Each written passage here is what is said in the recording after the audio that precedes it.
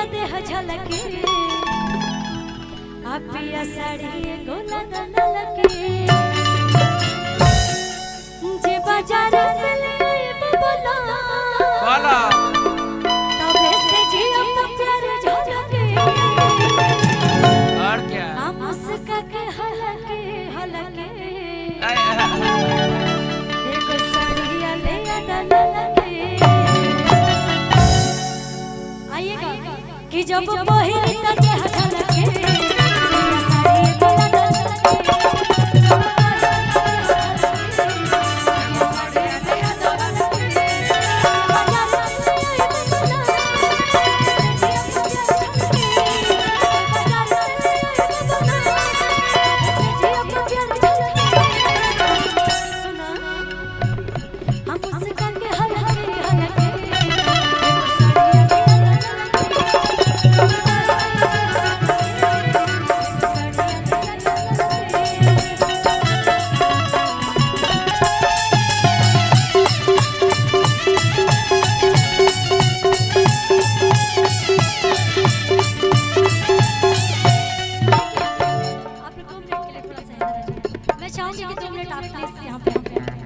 और एक गाना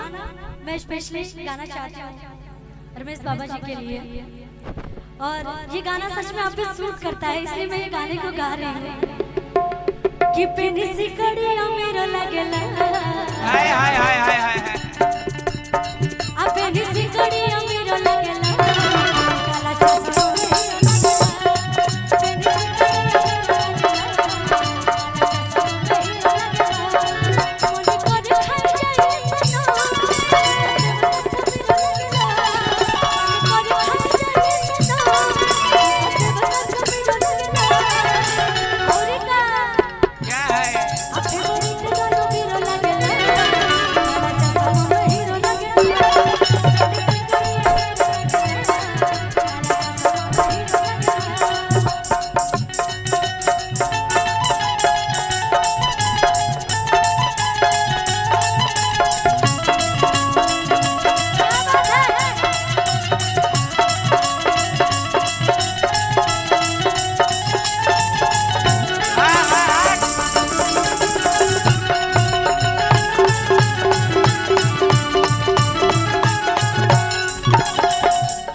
कैसे कहना दिया